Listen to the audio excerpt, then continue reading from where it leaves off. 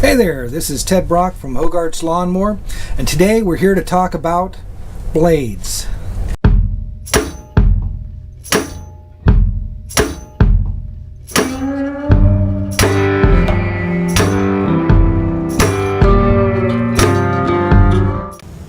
A rotary lawnmower blade is a simple device made up of a sheet of high carbon steel with a sharpened edge on the front and a bent up section referred to as a lift on the back. As this blade is rotated at roughly 1900 feet per second, it creates an updraft from the airflow which pulls the grass up in front of the blade, allowing it to be cut neatly by the rotation of the blade.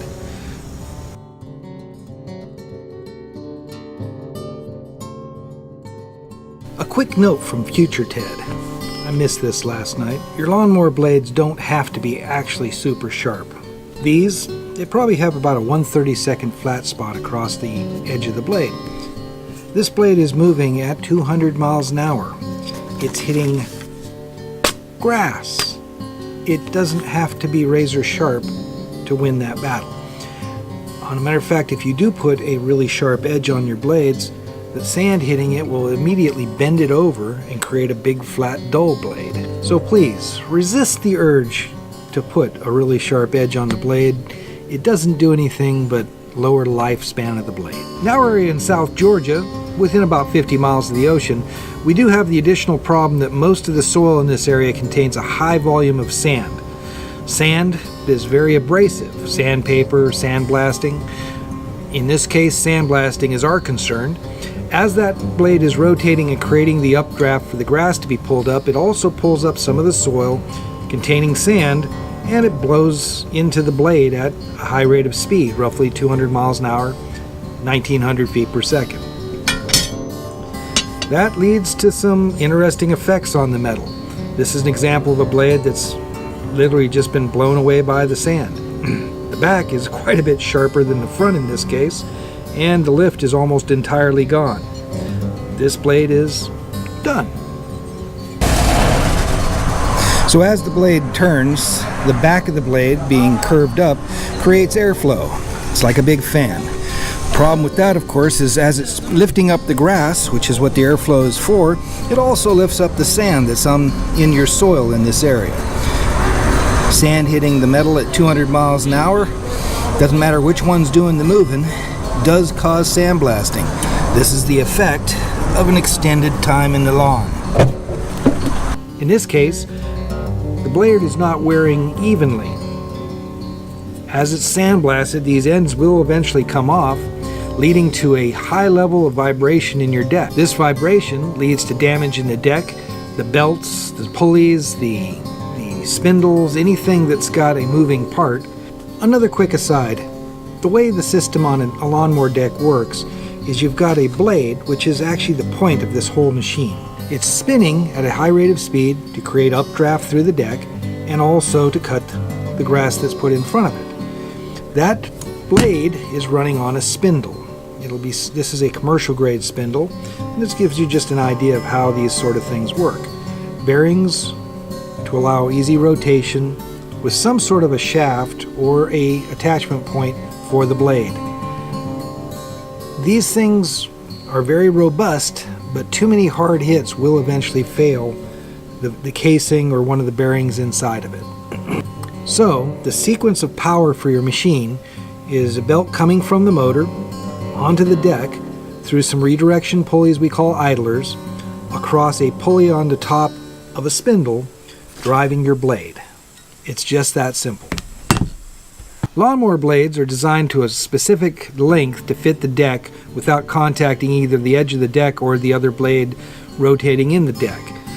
In addition to that, they'll have a center hole for attachment to the spindle. In this case, this is a Husqvarna style blade, has a star in the center. MTD, which includes Cub Cadet, Troy-Bilt, some of the other box store brands, the stuff you find in Home Depot, Lowe's, places like that, will have an MTD center, which is a 6-pointed star. These stars actually don't accomplish too much of any purpose other than to key the blade to the spindle. If it does hit a root, a brick, anything in the yard that you didn't intend, all that energy is now transferred through the shaft, through the spindle, and into the deck, causing additional damage in many cases. Commercial style machines are almost always going to have a round hole. What this allows is the blade is held on by a compression fitting. If it does actually hit something, the blade can rotate out of the way and not throw all that energy into the deck. That's why the commercial machines do it this way, is they last longer. Also, in that it's a simpler shape to produce, you can create thicker blades with more material, which will last longer in the sand. In homeowner blades, you're usually stuck with one or two variations for different use, usually a mulching blade and a standard blade. Mulching blades are designed to create additional turbulence to keep the deck full of the grass until it's cut multiple times by the blade, at which point it's ejected and goes back into the soil to be absorbed. This is an example of a wave blade for a commercial style unit. There's also gator blades, which are really nice during the winter because they're a nice thick heavy blade that it takes a long time to wear out, and they don't create as much lift, so you're not picking up as much sand.